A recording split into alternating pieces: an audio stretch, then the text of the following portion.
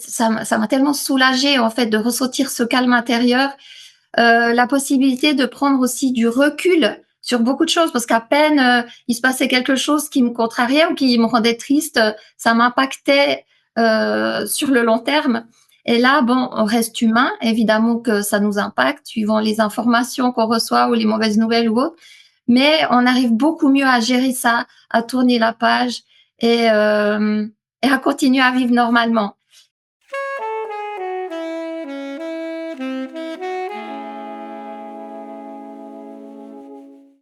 Bonjour Catherine et Juliane. Bonjour Tamara.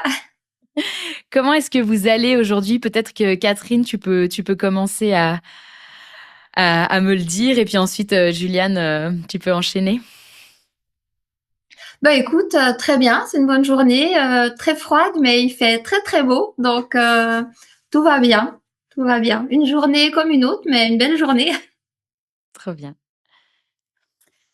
Et de mon côté, ça va aussi, très bien. Je vais pas répéter, ce que ma maman dit, mais ça va bien. Un peu stressée pour cette interview quand même, hein, c'est vrai qu'on n'a pas forcément l'habitude, mais bah, je me réjouis de pouvoir échanger, Ouais. avec toi. Trop chouette. Bah, pour être tout à fait honnête avec vous, je crois que j'ai tourné plus de 50 épisodes avec des personnes interviewées et j'ai toujours un coup de stress, moi, au début. Donc, Ah oui, quand même. voilà, je me dis que ça fait partie, en fait, un peu du lot et du jeu, mais c'est presque une sorte de stress avec un élan, de l'empressement, de l'envie, un peu un mélange comme ça. Donc, C'est ça, voilà, c'est je du bon viens. stress. Ouais, exactement. Je viens aussi avec ça aujourd'hui et puis, un peu de fatigue parce que, ma fille en ce moment se réveille un peu plus tôt que ce que mon corps désirerait. Ah, oui, ça c'est pas évident. Aujourd'hui, j'ai le plaisir de vous retrouver, Catherine et Juliane, pour cet épisode où on va échanger à propos du système nerveux, dont la régulation est pour moi une pièce maîtresse dans la compréhension des maladies chroniques et de nos états émotionnels. De mon côté, ça fait 4 ans que je pratique la régulation du système nerveux à raison de 2 fois par semaine, grâce à Bernard, qui est un praticien sur Annecy en France, qui pratique la méthode Kertan. Et c'est ce qui est littéralement en train de me sauver la vie. J'ai pas forcément d'autres mots à utiliser parce que, je ne réalisais même pas à quel point, avant de commencer la régulation du système nerveux, à quel point j'étais en mode survie dans plein d'espaces finalement. Alors que voilà, j'avais des insomnies, des douleurs de règles, des addictions, un manque d'estime de moi, une incapacité à digérer ou même à bien respirer, qui sont des choses finalement que le système nerveux est censé faire de manière un peu, autonome. Et j'ai suivi par ailleurs un programme qui me permet aujourd'hui d'avoir des outils de régulation que je peux aussi utiliser chez moi. Et je suis ce qu'on appelle trauma informée. Donc c'est vraiment un sujet qui me passionne. Et vous, de votre côté, vous pratiquez le biofeedback TNS à Neuchâtel en Suisse. Vous avez d'autres collègues qui sont aussi en Suisse. C'est une méthode de régulation du système nerveux que vous pratiquez depuis quelques années et vous avez vu aussi les effets considérables, parfois miraculeux sur les patients et les patientes. J'utilise ce terme miraculeux au travers d'un certain paradoxe, parce que le miracle, c'est vraiment l'effet que ça a sur la vie des gens, mais par contre, ça demande un réel engagement de rentrer dans cette régulation-là, qui peut prendre des mois, voire des années. Et ça a rien de miraculeux. Un système nerveux, pour vulgariser, ça se travaille un peu comme aller à la salle de sport. Il faut vraiment être au bout pour se lancer dans cette aventure, mais voilà, on peut s'y rendre plusieurs fois par semaine comme on se rendrait dans un fitness pour pouvoir voir des effets réels sur son corps et son esprit. Et avant de vous former et de vous lancer dans votre duo mère-fille, vous avez aussi affronté des symptômes chroniques, parfois handicapants. Juliane, toi, c'était les angoisses, les insomnies. On en parlera plus profondément après. Toi, Mmh. Catherine, on était plus sur une question voilà, de stress chronique. Et François, qui est ton père Juliane, et ton mari Catherine, qui avait des maux de dos qui l'empêchaient de marcher. Ça a C'est donc eu un ça. impact sur toute votre famille, mais plutôt que vous résigner à des corps qui ne fonctionnent plus comme vous l'auriez voulu, plutôt que d'accepter cette réalité comme une fatalité, vous avez décidé d'explorer d'autres voies, de vous former, de tester, de chercher des réponses, jusqu'à rencontrer le biofeedback TNS et en faire aujourd'hui le cœur de votre pratique et de votre engagement auprès des patients et des patientes. Comme mentionné dans cette intro, le système nerveux est, en tout cas selon moi, et je pense que c'est quelque chose de partagé, une pièce maîtresse dans la compréhension de nos états de santé. On en parle beaucoup aujourd'hui, on entend souvent « Ah, mais il faut réguler ton système nerveux », mais concrètement, ça reste une expression parfois très abstraite quand on n'est pas dans ce domaine-là. Alors j'avais envie de vous demander si vous pouviez l'expliquer ou encore mieux l'imager. Comment est-ce que vous raconteriez ça à un enfant de 6 ans? Comment est-ce que vous vous y prendriez? Qu'est-ce que c'est le système nerveux? Ouais. Alors, en fait, à un enfant de 6 ans, on expliquerait que finalement, dans la tête, on a le cerveau qui est divisé en 2 parties. Il y a la partie haute qui permet de se concentrer, de décider, de mémoriser pour tout ce qui se passe, par exemple, à l'école. Et puis, on a la partie basse du cerveau qui régule tout ce qui se passe dans notre corps. C'est-à-dire qu'il gère ce qu'on peut pas contrôler nous-mêmes, c'est-à-dire faire battre le cœur, transpirer, etc.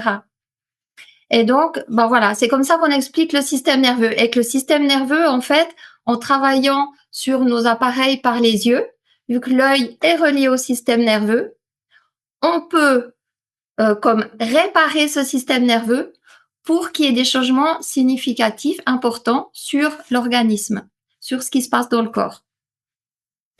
Ce que j'aime bien donner comme image à un enfant de 6 ans, ou même des fois à des plus grands aussi, c'est de dire en fait, c'est un petit peu comme si depuis toujours, depuis que tu es né, tu portes sur ton doigt un petit sac à dos où dedans il y a des petits poids. Donc en fait, toi, tu t'en rends pas compte parce que tu as toujours marché avec ce sac à dos, tu as toujours eu ces petits poids accrochés à toi. Et en fait, réguler son système nerveux, c'est apprendre en fait à enlever les petits poids de ton sac à dos pour te sentir plus léger. Et puis, en parlant d'être plus léger, ça pourrait être peut-être te sentir parfois un peu moins stressé. Enfin voilà, après en lien aussi avec ce qu'est les symptômes de l'enfant, mais voilà, cette image un petit peu du sac à dos qu'on porte tous sur nos épaules depuis toujours et on s'en rend pas compte parce qu'on a toujours vécu avec ça. Et puis c'est un peu cette image de se dire on peut le déposer en fait, ce sac à dos. Ouais. C'est intéressant quelque part parce que ce sac à dos, on est nombreux et nombreuses à le porter, mais sans s'en rendre compte, tellement ça a toujours été notre norme ou tellement on s'est construit avec. Et on réalise pas toujours qu'on surcompense finalement dans un quotidien. Justement, comme je le disais en introduction, par exemple, pour moi, souffrir des douleurs de règles ou ne jamais dormir, c'était une norme. Finalement, j'étais comme ça. Je me disais, bah voilà, je suis insomniaque, j'ai des problèmes de douleurs de règles ou d'autres choses. Mais je crois que même, j'avais jamais réalisé que finalement, il pouvait y avoir d'autres possibilités. Enfin, je le voyais chez les autres, mais pour moi, c'était simplement ce fonctionnement-là. Et c'était cette habitude-là. Et j'aurais pas forcément pensé à d'autres voies ou d'autres possibles. Tellement ça faisait partie intégrante de ma vie finalement. Mmh. C'est Est-ce ça, que et c'est vrai que souvent, pardon, c'est vrai que souvent les personnes qui travaillent sur la régulation de leur système nerveux, ils me disent mais c'est fou, j'ai l'impression que tout est plus facile, tout devient plus facile. Donc c'est ça le but en fait par rapport à ce sac à dos. Et vous avez le sentiment que beaucoup de gens surcompensent aujourd'hui au quotidien? Alors, je veux pas faire de généralité, en tout cas c'est mon avis, je pense qu'on surcompense tous en fait, un petit peu parce que comme je l'explique à l'enfant de 6 ans, en fait, on aura tous un bagage, on aura tous quelque chose qu'on porte. Personne n'est sans aucun stress, sans aucun bagage entre guillemets quoi. Et je pense qu'on va tous surcompenser un petit peu aussi rien que voilà, on est en Suisse, le 100% c'est 42 heures. On va finalement obligatoirement surcompenser par un tas de choses. Enfin, je sais pas si je suis claire dans ce que je raconte. Ouais, tout à fait. Donc, Tout à par fait. exemple, le système dans lequel on vit, le système au niveau du travail, par exemple, il va nous amener aussi à surcompenser parce qu'il va demander à notre physiologie de travailler plus que ce qui pourrait être finalement une norme acceptable. Voilà, je pense que c'est exactement ça, même au niveau travail, mais même au niveau école, en fait, même c'est prouvé maintenant qu'on ne peut pas se concentrer 5 heures d'affilée c'est biologique en fait. C'est des choses qui sont en nous et on n'est juste pas capable en fait pendant de 8 heures à midi ou à 13 heures, enfin de se concentrer à écouter par exemple un professeur. Je parle pour les enfants à l'école par exemple. Ça c'est des choses qui ont été prouvées, mais le système fait qu'aujourd'hui c'est comme ça encore. Et voilà, donc en fait dans ces moments-là, on finit par surcompenser en fait parce que il y a le travail, il y a l'école et il y a les activités à l'extérieur. Enfin, le temps n'est pas infini. Et en fait, cette surcompensation se traduit par très souvent de la fatigue.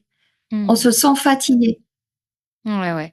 C'est intéressant parce qu'on est presque dans une question de fond finalement, de à quel point le cadre qui nous entoure nous amène aussi des symptômes et c'est pas forcément quelque chose qui vient simplement de l'intérieur, mais tout le cadre extérieur aussi amène ça.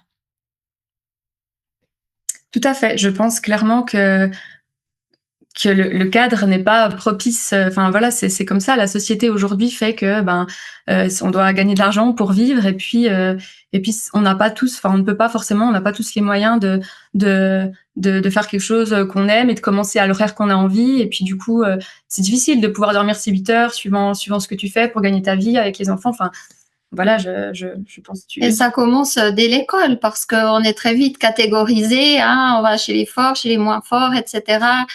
Ça met des pressions dès l'enfance, finalement. Et donc, on peut avoir un système dérégulé alors qu'on n'est qu'un enfant? Oui, parce que, en fait, malheureusement, un dérèglement du système nerveux est héréditaire. Ça veut dire être très souvent héréditaire, disons. Ça veut dire que dans la plupart des cas, on est avec un dérèglement du système nerveux.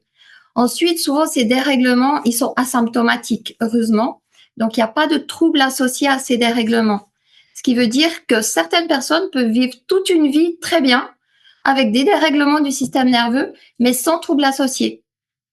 Par contre, évidemment, avec les aléas de la vie, les stress, les accumulations de stress, les chocs émotionnels, les chocs physiques, certaines pathologies infectieuses, dans ces cas-là, les troubles commencent à se révéler.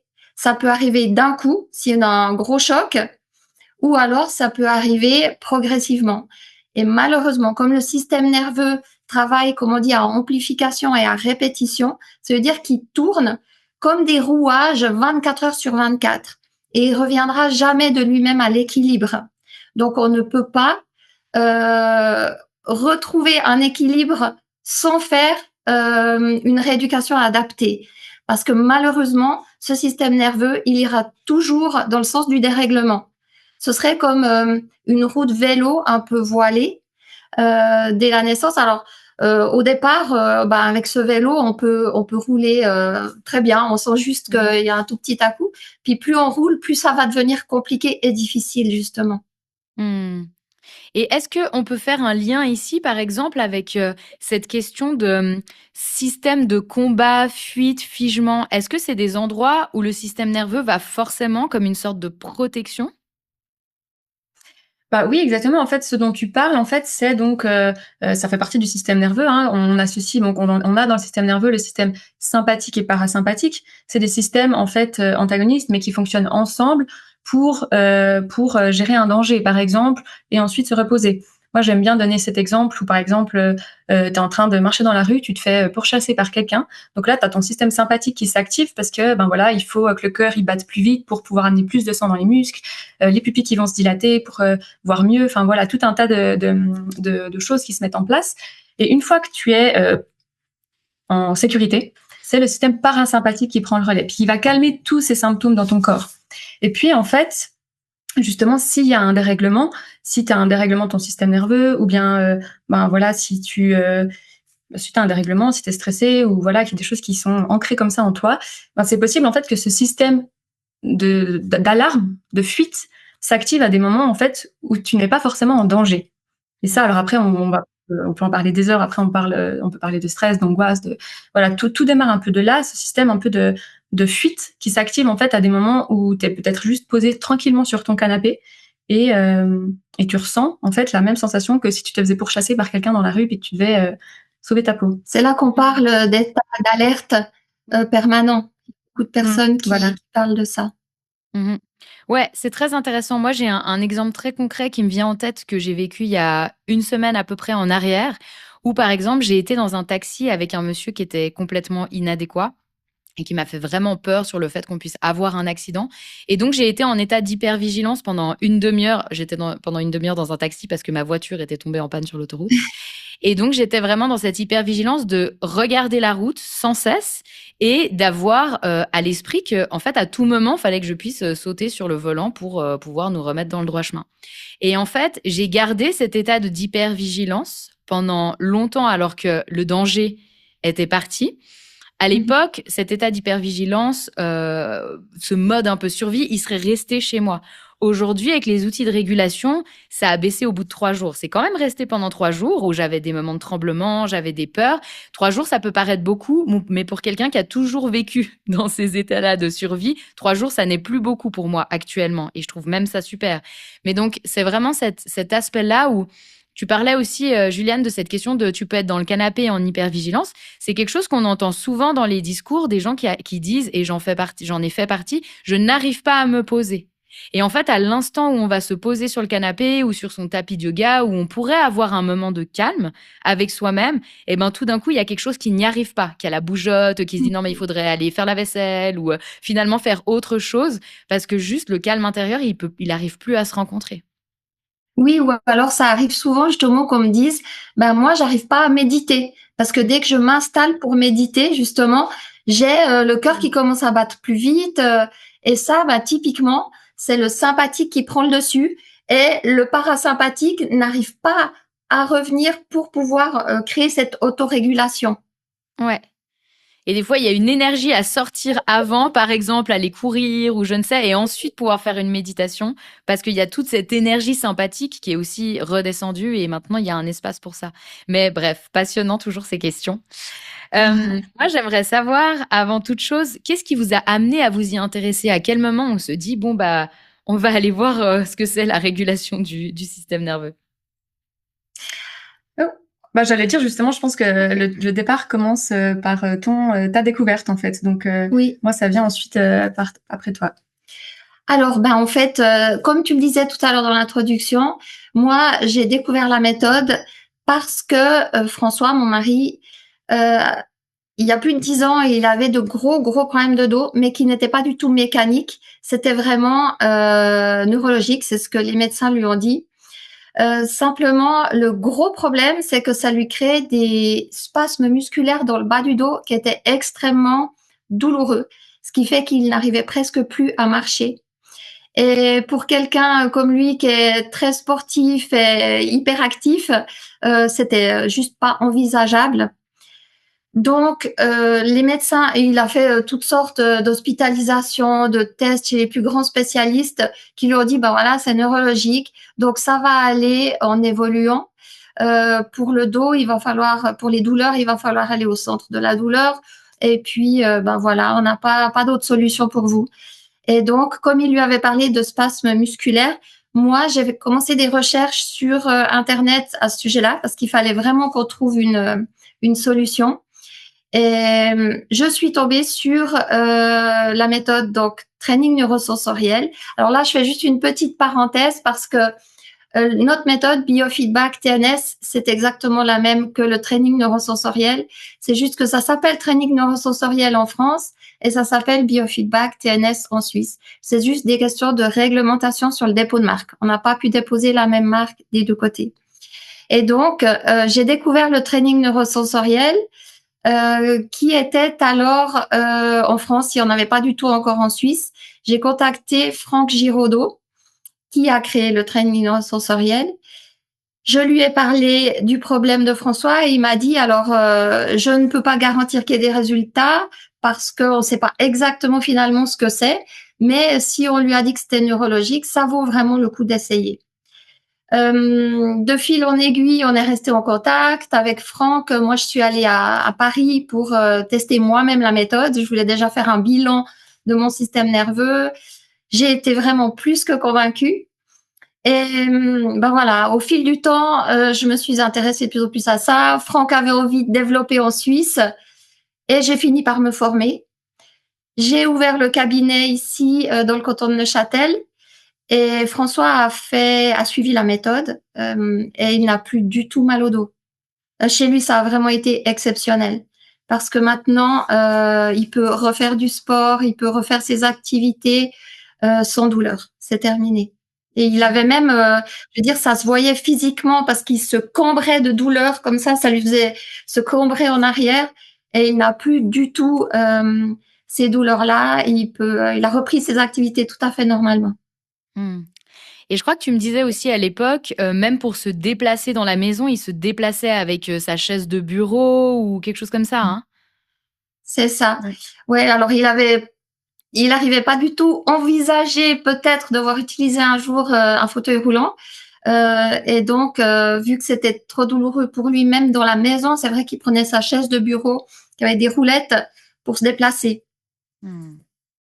Et toi Et puis, ensuite, bah, mon Catherine? papa est Pardon, vas-y.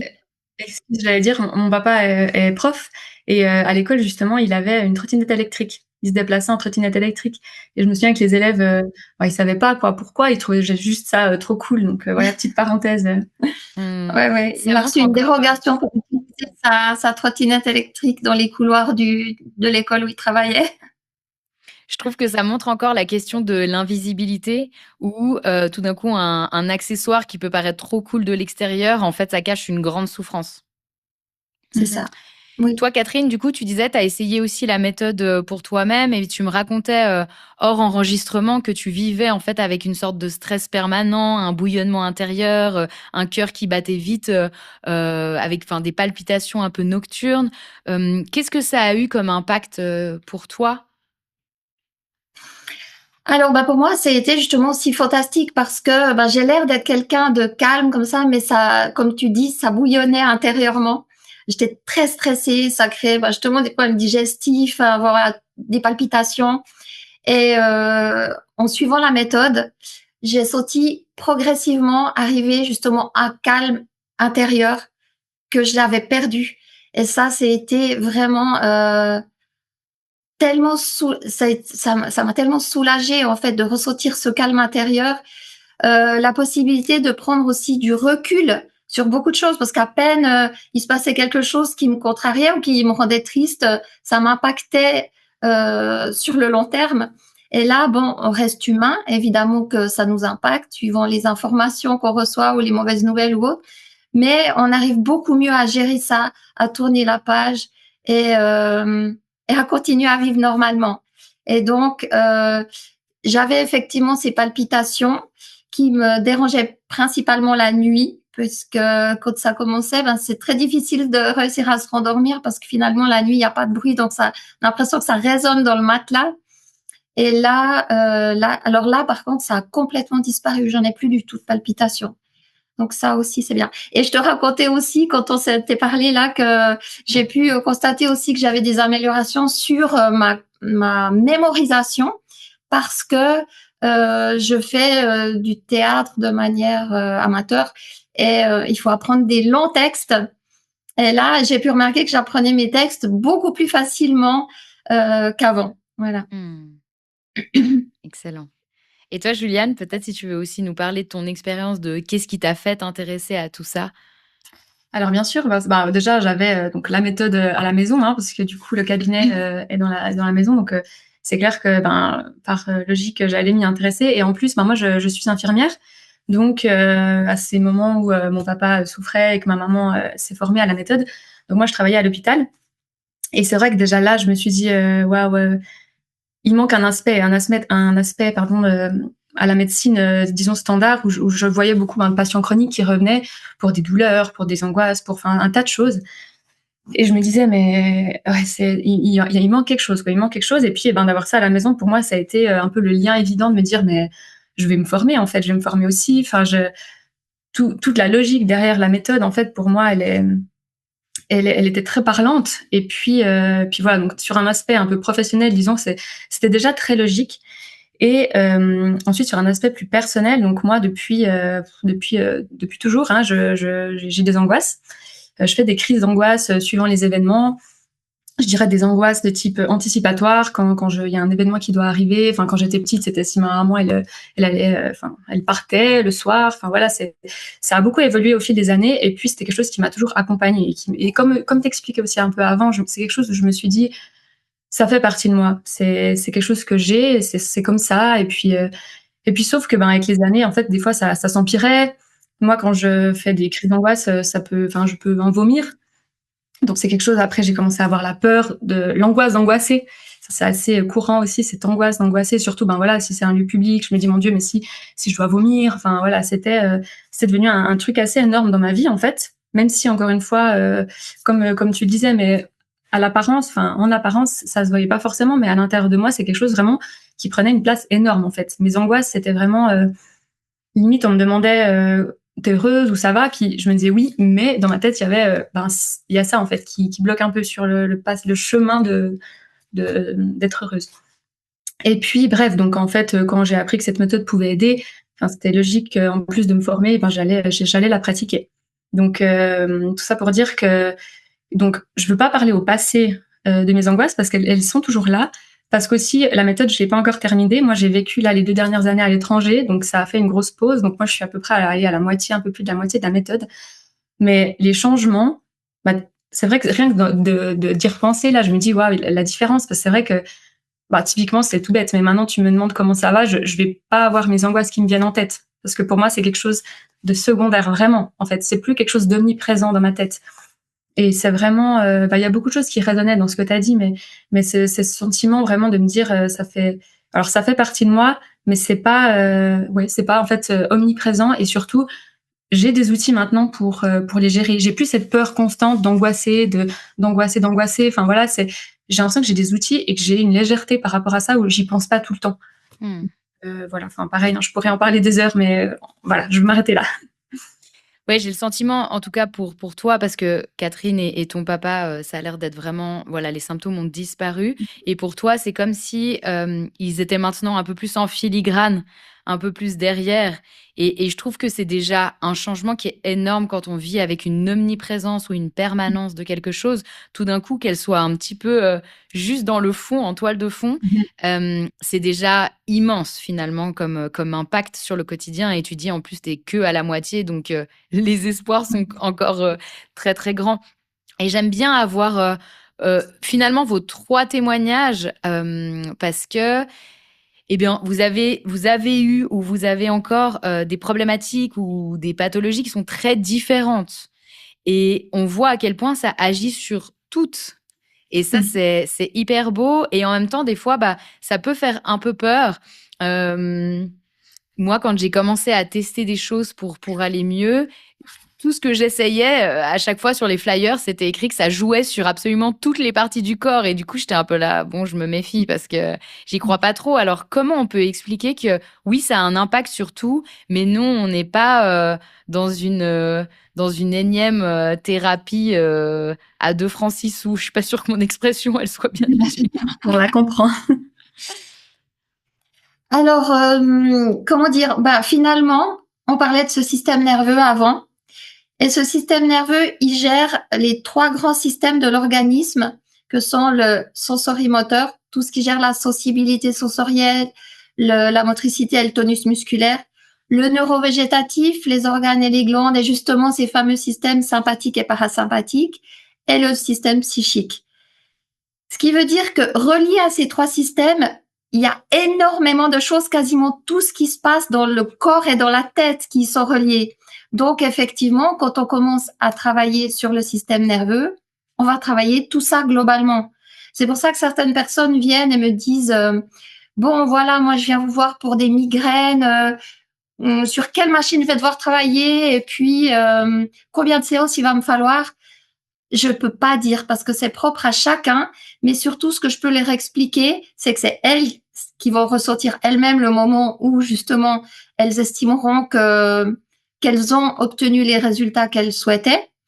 Et puis surtout qu'elles pourraient avoir euh, des effets positifs dont elles s'attendent pas vraiment, pas forcément, comme justement plus de sérénité, moins de stress, une meilleure concentration, une meilleure mémorisation, comme on disait tout à l'heure, ou alors une meilleure digestion.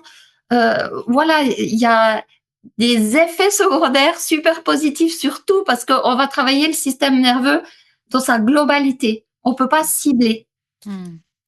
Ouais, c'est beau de voir qu'on arrive souvent avec une problématique qui est justement peut-être cette problématique de l'omniprésence. Et en fait, ça va avoir des ramifications partout. Et ça va révéler aussi là où ça dysfonctionnait. Et comme on disait avant, alors qu'on avait l'impression que c'était une norme. Par exemple, je pense à l'estime de soi.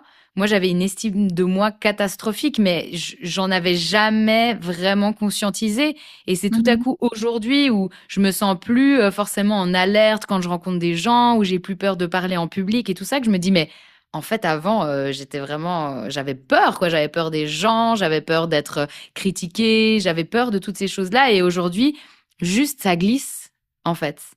Et donc, ouais, on arrive des fois avec une problématique, puis ça va agir de manière encore plus jolie parce que ça va toucher ces différents systèmes, quoi, au global. Voilà, c'est pour ça qu'il y a quelque chose que je fais qui est très intéressant, je trouve. Donc, c'est aux deux étapes, hein. Il y a d'abord un bilan. C'est une séance unique où on fait l'explication de la méthode, les tests sur les machines et puis l'analyse des résultats. Et suite à ça, la personne, elle décide si elle veut entamer une rééducation.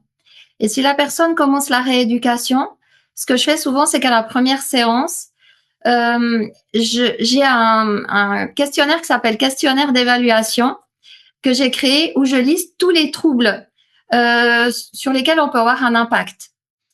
Et je demande à la personne, si elle est d'accord évidemment, de me répondre sur une échelle de 0 à 10, quel est son ressenti pour ce trouble.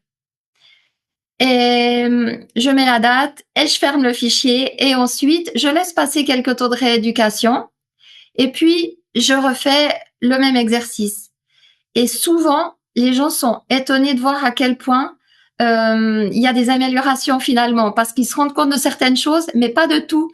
Parce que quand, justement, comme tu disais, c'est la norme, on vit comme ça depuis toujours.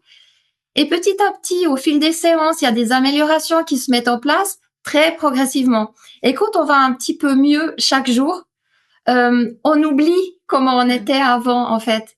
Ce qui n'est pas du tout le cas quand on va mal. Quand on va un petit peu plus mal chaque jour, là, on s'en rend bien compte. Et du coup, souvent les personnes me disent ah mais oui, mais c'est vrai, mais en fait ça j'ai plus du tout. Ou alors ça, mais c'est vrai que je gère beaucoup mieux. Et c'est très intéressant de pouvoir quantifier ces ressentis. Hmm. Et donc, en fait, les gens s'habituent à leurs nouvelles normes aussi, Oui, qui est ouais, d'aller mieux. c'est ça, exactement. Est-ce que concrètement, sans rentrer dans les détails techniques évidemment, mais concrètement, simplement, est-ce que vous pouvez expliquer ce que c'est cette méthode biofeedback TNS à quelqu'un qui ne connaît juste pas du tout? On a compris qu'il y avait un bilan où on peut voir justement un peu l'état du système nerveux et des différents troubles. Et ensuite, on passe à quoi? Alors justement, cette première séance, donc qui est le bilan, effectivement, c'est déjà de présenter la méthode. C'est quand même très important qu'on comprenne bien de quoi on parle. Finalement, je pense que tout le monde entend le mot système nerveux, mais qu'est-ce que c'est? Donc voilà, le bilan consiste à vraiment expliquer qu'est-ce que la méthode. Ensuite, on va mettre la personne sur des appareils pour faire les tests. Donc nous, on travaille avec des appareils ophtalmiques. Donc en fait, on va montrer des images, on en voit un là d'ailleurs. On va montrer des images en fait de couleurs. Donc c'est des cercles de couleurs ou des lettres. On va montrer ces différentes images qui sont perçues par l'œil qui est directement connecté au système nerveux par des nerfs et des muscles.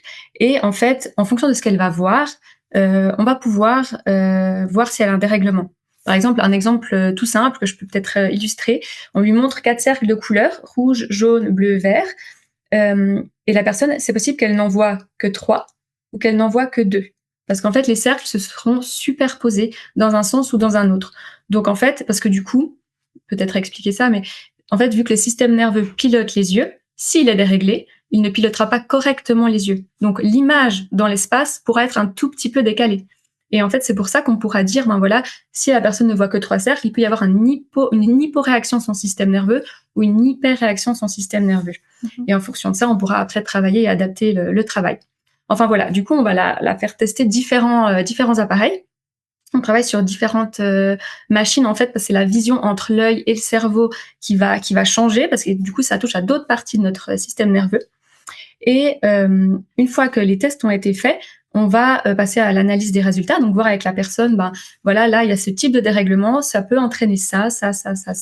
Sur cet appareil, il y a ce type-là de dérèglement, voilà les symptômes qui pourraient apparaître. Bien évidemment, j'espère, et ça n'arrive pas que la personne ressente absolument tous les désagréments de ce type de dérèglement. Et ensuite, voilà, on passe, si la personne le souhaite, à une rééducation du système nerveux.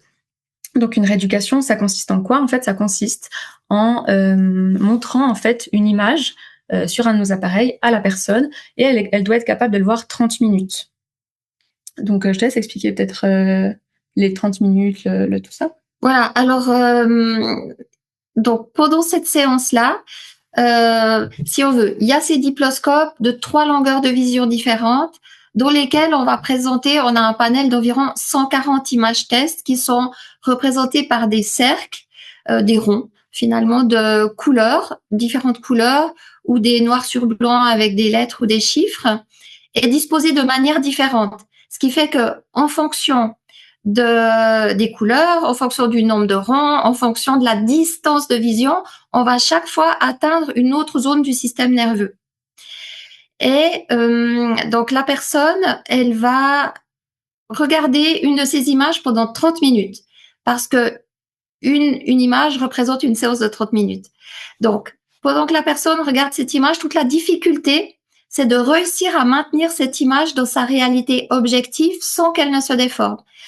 Et alors, souvent, les personnes disent, ouh là là, mais moi, je vais m'ennuyer pendant une demi-heure parce que finalement, on est assis sur un siège qui ne bouge pas, en train de regarder une image qui ne bouge pas.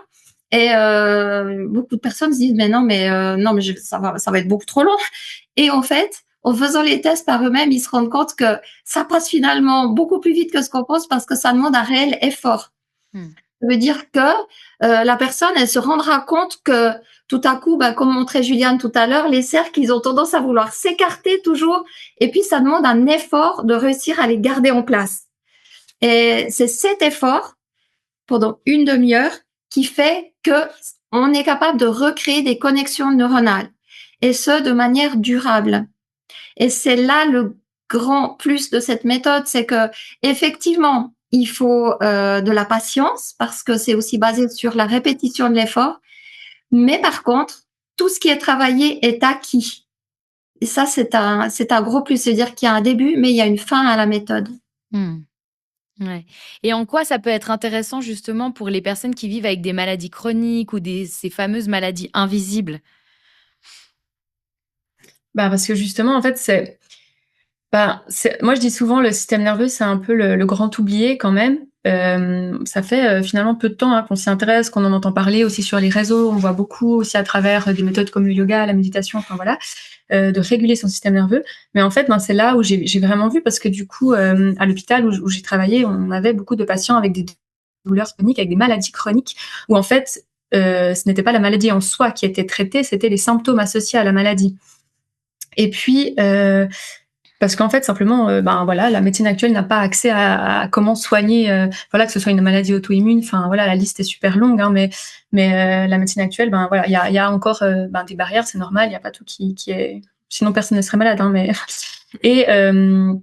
et en fait, de s'intéresser au système nerveux. Et là où ça peut être intéressant, justement, pour revenir à ta question, pour les personnes ayant des maladies chroniques, c'est en fait de venir en fait travailler sur un organe, sur un système qui a été justement un peu oublié par la médecine classique, en fait. Un organe qui gère, en fait, c'est pas un organe, mais oui, le cerveau, mais le système nerveux qui gère tout ce qui se passe quasiment dans ton corps, mais sur lequel on n'a pas encore travaillé pour essayer, en fait, d'aller mieux. Donc, je dirais, c'est essayer de toucher au grand chef d'orchestre de notre corps et aller travailler sur ce fameux grand chef d'orchestre, bien évidemment, en parallèle d'avoir ces traitements et ces autres choses en parallèle pour se soulager en attendant. Et est-ce que cette méthode, elle est adaptée à tout le monde? Et si oui, à partir de quel âge? Alors oui, elle est. Alors la seule indication qu'il faut avoir, c'est de pouvoir voir avec les 2 yeux. Donc il faut avoir une vision des 2 yeux. Après, s'il y a une myopie, s'il y a des troubles, c'est pas du tout un problème. On peut avoir les lunettes en fait de vue pendant les exercices. Donc ça, ce serait en fait une des contre-indications. une des indications de pouvoir voir avec les deux yeux, et aussi être capable en fait de dire ce qu'on voit. C'est-à-dire pour un enfant, on peut pas te dire 6 ans, 5 ans. Enfin, il faut que l'enfant il soit capable en fait de fixer une image 30 minutes et te dire ce qu'il voit. Donc je vois des cercles, je vois ces lettres là et savoir aussi dire les lettres. Donc les plus jeunes qu'on a, je dirais, c'est à partir de 6 ans comme ça. Voilà, comme ça. Alors après, évidemment, parce que on peut avoir des résultats excellents aussi sur tous les problèmes dyslexie, dysorthographie, etc., et sur les troubles du déficit de l'attention et sur l'hyperactivité. Donc évidemment, on va pas demander à un enfant, par exemple de 6 ans qui est hyperactif, de rester une demi-heure assis sur la chaise parce qu'il pourra simplement pas. Donc on va s'adapter à lui, c'est-à-dire que on va commencer, on va faire 5, 10 minutes. Si on tient 10 minutes, c'est déjà bien. Et le travail qu'on aura accompli déjà pendant ces 10 minutes sera positif pour la suite. Et c'est arrivé justement que très rapidement, on commence par justement 5-10 minutes, ensuite on passe à 15-20 minutes et puis assez rapidement on arrive à faire la demi-heure parce que l'enfant il se rend compte que ça le calme énormément et ça lui fait du bien en fait. Et moi, j'avais envie de paraphraser une chose que vous avez écrite sur les réseaux sociaux pour vous poser une question ensuite. Lorsqu'il perçoit une menace, même symbolique, le corps active une boucle de surveillance et donc de pensée ruminative. Le mental essaye de trouver une solution, mais tant que le corps n'a pas reçu le signal que tout va bien, la boucle ne s'arrête pas. Le biofeedback TNS ne travaille pas sur le contenu des pensées, mais sur le terrain nerveux qu'il entretient. Et moi, je vais vous provoquer un peu. C'est une provocation que je me fais à moi aussi parce que je crois à la régulation du système nerveux à 100%. Mais si tout cela est une question de sécurité du corps, pourquoi ne pas simplement faire du yoga et de la méditation? Alors, tu y vas ou... J'enchaîne, vas-y. Alors, je dirais que, évidemment, que le yoga ou la méditation, ça va faire du bien. Ça va faire du bien au système nerveux. La grosse différence, c'est qu'il faut entretenir ces exercices. Il faut les faire régulièrement pour pouvoir maintenir cet état d'apaisement du système nerveux. Le gros avantage qu'on a avec le biofeedback TNS, c'est qu'on va travailler à la base du problème. Et comme je disais tout à l'heure, de manière durable. Ce qui fait qu'il va y avoir une vraie progression. Alors, on continue à faire son yoga ou sa méditation, ça peut faire que du bien. C'est très bien pour le système nerveux. Mais on verra que le niveau, justement, où on en est, remonte petit à petit et reste stable grâce à ce travail de fond qu'on peut faire avec cette méthode. Moi, j'avais une discussion avec une femme qui avait suivi la méthode, qui est prof de yoga, et qui me disait, en fait, c'était assez fou parce que quand je fais mon yoga ou quand je médite, en fait, c'est comme si à chaque fois, j'arrive à atteindre un stade de bien-être un peu plus élevé, de calme, disons, mais ça redescend très rapidement. Et du coup, c'est beaucoup en dents de scie, en fait, suivant aussi les choses autour de moi, etc. Je fais ma méditation, je fais mon yoga, ça m'amène à un stade agréable, mais je redescends vite s'il se passe quelque chose, je suis de nouveau en alerte, etc.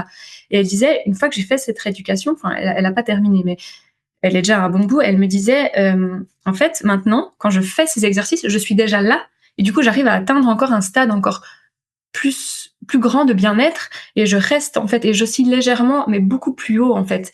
Du coup, il y a une sorte de pérennité dans le fait de sentir un état agréable sans forcément devoir tout le temps aller dans sa boîte à outils, remettre en place des choses comme tout le temps faire du yoga, de la méditation pour retourner dans cet état qui fonctionne mieux finalement. C'est pas le bon terme, mais où on est calme et où on est bien. Oui, c'est ça. En fait, c'est exactement ce que tu viens de dire. Je dirais, c'est cette histoire de boîte à outils où en fait, on n'a plus besoin d'aller grailler dans notre boîte à outils pour réussir à ressentir un peu de calme et de bien-être. Mais en fait, ça va être l'état neutre en fait, l'état de base, si je puis dire comme ça. C'est comme cette histoire de sac à dos. En fait, à force d'enlever des poids, en fait, quand on va faire notre posture de yoga, on aura plus ça qui pèse et puis ça va demander plus d'efforts pour arriver à ce bien-être, ce calme en nous, je dirais. Ouais. Et comme on disait aussi tout à l'heure, ok, le yoga et la méditation, c'est quand même chouette et important et ça peut être en complément. Par contre, si on a un état d'hypervigilance permanent, la méditation va renforcer cet état. On va se poser dans son canapé ou je ne sais où par terre et en fait, ça va encore plus amener de stress dans le corps parce qu'on est sur le mode survie. Donc, c'est pas forcément toujours une solution pour tout le monde. Et en effet, on entend beaucoup de gens, et j'en ai fait partie, dont la méditation est presque une activation, quelque chose qui nous met dans un état encore plus stressant. Oui, alors tout à fait. Et c'est vrai que de mon expérience personnelle aussi, c'est assez impressionnant parce que typiquement quand j'étais dans des phases de stress, d'anxiété, on me disait médite, ou j'essaie de méditer ou d'écouter des vidéos ou de faire de la respiration. Aussi la respiration, c'est ce qu'on entend beaucoup. Voilà, quand t'es angoissé, essaye de respirer. Mais moi, alors ça empirait. J'avais des palpitations, c'était encore pire en fait. Parce que ce qui se passe en fait, c'est que quand ton système nerveux il est suractivé et que t'es dans un état d'hypervigilance, en fait, c'est l'inverse. C'est ce que j'ai remarqué après coup. En fait, ce qu'il faut, c'est sortir ça. C'est comme tu disais avant, on va courir alors voilà, c'était vraiment un mal-être profond. C'était difficile d'aller courir, mais te secouer un petit peu, faire du shaking. Voilà, exactement. Moi, des fois, je me mets debout, puis je mets la tête en bas, puis j'essaie du shaking, de bouger un peu les bras. En fait, il faut que cette pression, elle sorte un petit peu de toi, en fait, et que tu sors de ce moment d'être figé. Moi, c'était ça, en fait. Quand j'essaie de faire ma méditation ou de faire des respirations, quand j'étais dans un état d'angoisse fort, en fait, je me figeais encore plus. Et en fait, du coup, mon intérieur était, mais qu'est-ce que tu fais? En fait, t'es encore plus en train de me faire paniquer. Ouais. Et des fois, ça peut sembler contre-intuitif. Par exemple, exemple tout bête, moi, quand j'ai une phase d'insomnie, alors maintenant, c'est devenu extrêmement rare, alors qu'avant, c'était mon quotidien, mais ça peut encore arriver un peu. Et avant, j'allais toujours me dire, justement, fais des respirations amples, calme-toi. Mais en fait, mon cerveau, il était à 10 000 à l'heure pendant cette insomnie-là. Et ce que je fais maintenant, c'est que je me lève du lit, il est peut-être 4 heures du matin, et je vais faire du checking et des jumping jacks comme ça dans mon salon. Je me dis, mais j'espère que mes voisins me voient pas parce qu'ils vont se dire, elle est complètement tarée de faire des jumping jacks à 4 heures du mat. Mais en fait, je fais ça pendant 5 minutes, je libère toute cette énergie-là et ensuite, je peux me dire, OK, maintenant, je me mets une méditation ou quelque chose parce que tout ça est au moins sorti du corps, quoi. Ah, mais clairement. C'est la pire, je pense, c'est la pire chose à faire quand tu es dans un état d'insomnie et aussi, en plus, mélangé un peu à du stress, de la rumination, de rester dans le lit, en fait. Et ça, mais j'en ai fait des nuits blanches à rester dans mon lit comme ça, à essayer de respirer, d'attendre que ça vienne. Mais en fait, comme tu dis, il faut sortir, il faut aller rassurer le système nerveux. Par exemple, tu peux aussi faire une douche froide. Alors, c'est pas très agréable, mais ça va en fait vraiment aussi faire redescendre un petit peu. Ou comme tu dis, tu bouges, tu fais du sport, tu t'agites un petit peu. Alors, c'est pas facile quand t'es complètement KO, mais il faut switcher dans ta tête. Vous dites aussi, lorsque le système nerveux est sous tension, il devient perméable, il mélange ce qui lui appartient et ce qui ne lui appartient pas. Ça, c'est quelque chose qu'on entend aussi beaucoup chez les personnes malades chroniques qui décrivent souvent une sorte d'hypersensibilité, que ce soit à la foule, aux sons, aux odeurs, aux émotions des autres, aux variations de météo. Est-ce qu'on peut vraiment retrouver un calme intérieur aujourd'hui face à un monde qui nous absorbe complètement ? Alors, c'est vrai qu'on a tendance à être de vraies éponges, en fait, à tout prendre. Mais oui, parce que on a toutes sortes de témoignages qui nous font tellement plaisir, de personnes justement qui suivent la méthode et qui se disent, mais je pensais pas réussir à retrouver cet état de sérénité parce que mon boulot c'est stressant, parce que voilà, c'est vrai qu'on vit dans un monde super stressant, mais oui, il y a moyen de retrouver ce calme intérieur et cette sérénité. Oui, complètement. On peut parler de distance émotionnelle. Alors, c'est-à-dire que, comme je disais tout à l'heure, on reste humain. Donc, on a toujours ces émotions, mais elles nous envahissent plus. C'est la grosse différence. C'est que on les vit, mais ok, après on tourne la page et puis on continue notre vie. C'est pas impactant. C'est pas comme si c'était toutes sortes d'émotions négatives qui se cumulent et puis au bout d'un moment on n'en peut plus. Au contraire, là on gère les choses. ok, aujourd'hui je suis pas bien parce que j'ai vécu ça, c'est possible, ça nous prend une journée, mais après, ben voilà, on passe à autre chose, on arrive à se remonter le moral, enfin voilà, on reprend pied plus facilement. En fait, je dirais, c'est pas une distance à mettre avec ses émotions, parce que ces émotions, c'est notre outil de survie. Sans émotions, tu ne vis pas, en fait. Donc, c'est plus apprendre à gérer ses émotions et à vivre avec ses émotions. Ouais, c'est vraiment ça. Moi, ce qui me vient vraiment, c'est que ressentir, c'est aussi guérir. Et souvent, quand on peut être dans des symptômes chroniques ou différentes pathologies, on va se dissocier aussi parce que ressentir, c'est trop fort. C'est juste trop. Et du coup, de pouvoir juste revenir dans un ressenti, mais qu'on va sentir comme étant plus sain, c'est juste, ok, j'ai une émotion, je l'accueille, comment je l'accompagne, et de pouvoir avoir... ouais, pouvoir accompagner ce qui est là sans soit se dissocier, soit partir dans autre chose d'encore plus important et qui impacte encore plus. Ben c'est ça, mais en fait, il faut se débarrasser de ses peurs, en fait. C'est le gros frein à tout, c'est les peurs. Pour vivre nos émotions, si on arrive à se débarrasser de la peur, justement, de partir dans une crise d'angoisse ou autre, ou une crise de panique, eh ben, c'est ok, on vit cette émotion, comme tu dis, et souvent elle est nécessaire pour pouvoir avancer. Mais si on peut abandonner cette peur, alors effectivement, on peut vivre pleinement cette émotion qu'on doit vivre. Ne pas, en tout cas, se laisser envahir par la peur. Mhm. La peur, elle est là pour nous montrer des choses. C'est comme tu le disais, elle est là pour nous montrer des choses face à nous-mêmes ou même les dangers qu'il y a autour. Elle est bien quand elle s'active. Mais après, c'est comment tu la fais redescendre. C'est ça. Hmm. Vous expliquez que lorsqu'il perçoit un danger, le système nerveux, il réorganise les priorités et met en pause certaines fonctions. Ça peut être la digestion, la libido, le sommeil, le cycle menstruel. En somme, il économise l'énergie pour la survie et met en veille les besoins physiologiques. Mais quelque part, il y a un truc un peu paradoxal, non, de mettre en veille les besoins qui sont physiologiques, qui sont finalement les plus importants. Comment vous arrivez à expliquer ce paradoxe? Bah, en fait, c'est de nouveau ces fameux deux systèmes, le sympathique et le parasympathique. Quand tu es dans un état d'hypervigilance et que tu es toujours sur le qui-vive, et puis c'est ton système sympathique qui est toujours là, en fait. Et en fait, c'est comme ça dans le corps, en fait, pour faire fonctionner. Ça fonctionne tellement fort, tu as l'adrénaline toujours là, en puissance, bah, ça dépend de tes symptômes, mais le cœur qui bat fort, enfin, que tu es toujours sur le qui-vive, un peu comme cette ampoule toujours allumée plus dans ta tête. En fait, simplement, le corps va s'économiser sur d'autres aspects. C'est le même principe que ben voilà, il t'arrive un grave accident, ben ton cerveau, il économise, il te fait tomber dans les pommes. Ben le système nerveux, c'est le même fonctionnement, en fait. Quand il est en alerte, par exemple, ben voilà, angoisse, autre, quand il est en alerte, il y a des systèmes qui va mettre en pause, comme la digestion. Donc, pour lui, en fait, vu qu'il est en alerte, il va se dire, ben, la digestion, ça me sert à rien dans ce moment-là. Pourquoi je vais faire travailler la digestion? C'est pas maintenant qu'il faut aller aux toilettes. Enfin, maintenant, j'essaie de faire survivre.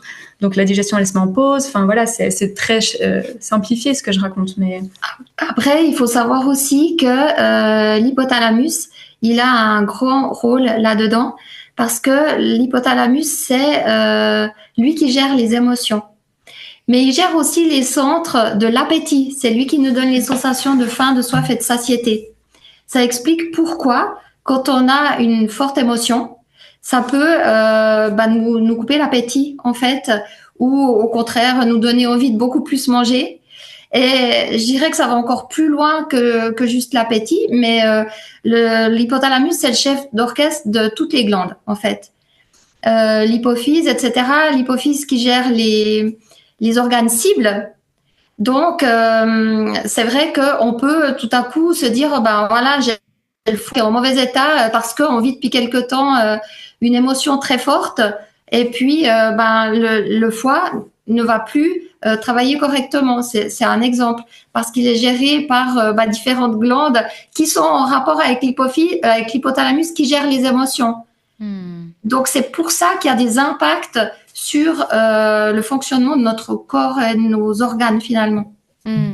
Et c'est vrai que si on peut imager ça vraiment et qu'on imagine le danger comme l'ours face à nous, eh ben, en fait, quand on est face à l'ours, notre corps, il peut pas se dire genre, bon, bah là, j'ai besoin d'aller à Sel ou de faire l'amour. En fait, c'est juste pas possible. Il faut juste survivre. Donc, soit combattre cet ours, soit fuir ou se figer, mais plutôt sous une pierre parce que sinon c'est Voilà. c'est un peu le bordel.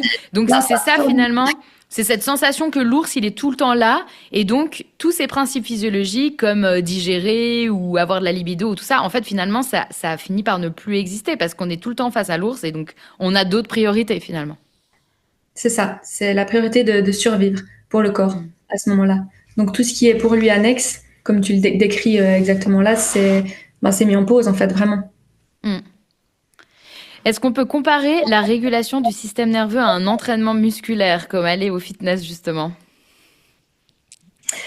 Vas-y. Oui, Ouais. bah oui, totalement, mais c'est toi qui aimes bien Ah ouais, parler de bon. ça justement. Alors Mais... bon, bah justement, oui, je dis souvent ça pour expliquer, pour que ce soit plus concret. Quand une personne elle commence la rééducation, je dis qu'on peut tout à fait comparer l'un et l'autre, parce que finalement, comme on expliquait tout à l'heure, l'œil il est relié au système nerveux par des muscles et des nerfs, et c'est vraiment un travail musculaire qu'on va faire. Et d'ailleurs, souvent les personnes quand elles commencent les os, elles disent oh, je sens que ça tire dans mes yeux, les muscles, etc. Et alors, au lieu d'avoir, je sais pas, une haltère, eh ben nous, notre levier, ce sera le diploscope qui permet de travailler via l'œil sur le système nerveux. Et donc, le travail se fait comme ça. Mais encore une fois, le gros avantage qu'on a sur le muscle, c'est qu'il n'y a pas besoin d'entraîner régulièrement. Euh, Comme je disais tout à l'heure, tout ce qui est travaillé est acquis, ce qui n'est pas du tout le cas dans une salle de sport. Exactement. Et puis, il y a aussi ce côté bah, d'y aller régulièrement quand même au début, cette importance-là. Si c'est 2 fois par semaine, bah, ça peut être quand on va à la salle, on va 2 fois par semaine. Du coup, je vais venir vous embêter. Vous pensez que c'est quoi la priorité quand on n'a pas beaucoup de temps? C'est d'aller à la salle 2 fois par semaine ou d'aller réguler son système nerveux? c'est d'aller réguler son système nerveux en y allant en courant. Très bonne idée. Non, bah c'est comme pour tout dans la vie, c'est le juste milieu en fait, c'est le juste milieu. Je dirais là comme ça, j'aurais envie de te dire, ben, plutôt que faire 2 séances de TNS par semaine, tu fais une séance de TNS et une séance de sport par semaine. Je veux pas dire que ouais l'un va avec l'autre. Hein. Il y a des personnes en plus pour eux le sport c'est des fous, enfin ça les aide beaucoup. Donc voilà, après c'est clair si la personne n'en fait pas du tout, ben autant peut-être commencer par réguler son système nerveux et puis ensuite quand elle se sentira mieux, se mettre peut-être d'autres choses en place à côté. C'est Ça ça, dépend. c'est que vu que ça augmente la capacité aussi, bah ça peut augmenter les capacités physiques et ensuite on peut avoir juste l'élan parce qu'on a plus d'énergie, plus d'estime de soi-même, tout ça, d'avoir plus l'élan ensuite d'aller prendre soin de son corps sous d'autres aspects comme le sport. Exactement. Hmm. Un système nerveux dérégulé n'apparaît pas sur une prise de sang, un scanner ou un IRM et pourtant ses effets sont bien réels. Comment aider les gens à comprendre qu'il ne s'agit pas d'une maladie, mais d'une réalité neurophysiologique qui peut, pour le coup, amener des symptômes, voire des maladies invalidantes? Ben, en fait, pourquoi ce n'est pas visible? Parce qu'en fait, un dérèglement du système nerveux, tes organes, tes neurones, tes neurotransmetteurs, enfin voilà, tout ça, c'est sain. Il n'y a pas de lésion visible via un scanner ou quoi que ce soit. Par contre, nous, on aime bien donner cette image dans le biofeedback TNS. C'est en fait comme des câbles qui sont branchés tous dans les mauvais rails.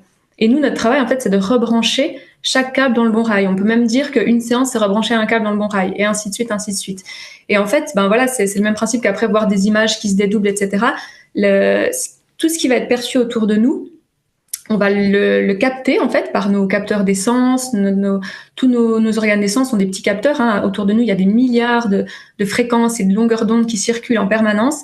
Et nos organes d'essence ont sur eux des petits capteurs qui peuvent intégrer toutes ces informations-là. Mais ces informations-là, s'il y a des règlements, on les capte peut-être pas correctement. On va, bah voilà, comme l'image qu'on ne va pas voir correctement, ou alors le bruit qu'on va ressentir peut-être trop fortement. Typiquement, quelqu'un qui a une hypersensibilité sensorielle et qui capte trop d'informations, c'est quelqu'un dans un grand magasin qui va juste trop stresser. Il y a trop de bruit, il y a trop de monde, il y a trop d'informations sensorielles. Et ça, c'est notre problème, je dirais, dans la société aujourd'hui, c'est qu'on est inondé d'informations H24, en fait. Ouais. Et quel message, je vais arriver sur mes 2 dernières questions de fin. Alors déjà, peut-être juste revenir sur est-ce que vous avez quelque chose que vous souhaitez rajouter à ce stade de cet échange? Donc, oui, peut-être, si je reviens un petit peu en arrière quand je parlais de la raison qui m'a menée à ouvrir ce cabinet. Il y a 2 autres centres qui sont ouverts. Donc, moi, c'était il y a 5 ans. Le premier centre est arrivé il y a 5 ans en Suisse.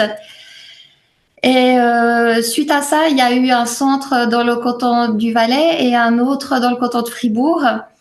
Et les personnes qui se sont formées pour ouvrir ces centres-là sont venus faire ici la rééducation, en fait. Et ils ont eu des résultats qui les ont tellement aidés qu'ils ont trouvé ça exceptionnel et qu'ils ont voulu aussi transmettre plus loin pour aider encore d'autres personnes. Et finalement, ces 3 centres qui existent dorénavant en Suisse sont basés sur des expériences personnelles. Et ça, je trouve que c'est très intéressant. Voilà, ça me fait toujours plaisir. Je te remercie. Et toi, Juliane, est-ce que tu aimerais rajouter quelque chose? Mais écoute, comme ça, je vois pas forcément quelque chose. Quel message vous souhaitez faire passer à une personne qui a un système nerveux dérégulé? Qu'il est possible aujourd'hui de travailler dessus, qu'il existe un tas de méthodes et entre autres la méthode du biofeedback TNS où on peut aller regarder en profondeur ce qui se passe et peut-être simplement en fait, je dirais dans un premier temps lui dire qu'on peut lui expliquer comment ça fonctionne, qu'on peut lui montrer simplement et après libre à elle en fait de voir par la suite. Je dirais aussi que souvent il y a beaucoup de personnes qui viennent nous voir qui disent mais j'ai tout essayé, je suis désespérée parce que oui il y a certaines choses qui me font du bien mais je n'arrive pas à m'en sortir. Et là quand on me dit ça, moi j'aime beaucoup parce que je suis sûre vraiment à plus de 90% que il y aura des résultats favorables parce que il y a de grandes chances que ce soit en lien avec le système nerveux. Et qu'est-ce que donc vous diriez? Je dirais oui, venez, c'est un bilan, c'est une séance unique. Vous pouvez comprendre exactement comment ça fonctionne, puis surtout vous pouvez tester ces appareils qu'on appelle des diploscopes. Et c'est vraiment très surprenant parce que voilà, les personnes qui viennent ici, je leur explique la méthode, elles sont là, oui, c'est intéressant. Puis quand elles s'installent sur la machine, elles disent, oh, mais c'est quoi ce truc en fait? Mais non, il y en a 6. Puis je dis, non, en réalité, il y a 10 cercles. Ils sont là, mais vous êtes sûrs? Puis j'ai des moyens pour leur faire voir le bon nombre de cercles. Puis ils sont là, mais oui, mais c'est hallucinant. Et on se rend vraiment compte. Et c'est ça qui... Osez le défi et venez tester.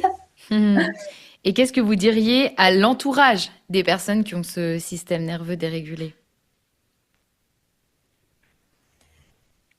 Que je pense, venez aussi en fait. Parce que d'ailleurs, ça c'est vrai que c'est aussi possible de venir à plusieurs, de venir à 2.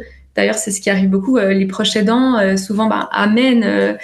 c'est comme pour l'expérience de mon papa et toi, en fait. Tu as amené mon papa finalement à faire cette méthode et tu l'as fait aussi. Et tu pensais pas forcément que ce serait pour toi au départ. Et finalement, ça t'a amené un tas de choses. Et je pense que, déjà, en plus, si on parle proche aidant, c'est un travail à plein temps. Enfin, c'est des kilos et des kilos et des kilos dans son sac à dos. Donc, je dirais de venir aussi.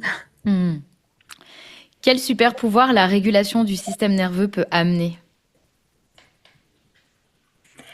Pouvoir de la légèreté, du bien-être, de la sérénité.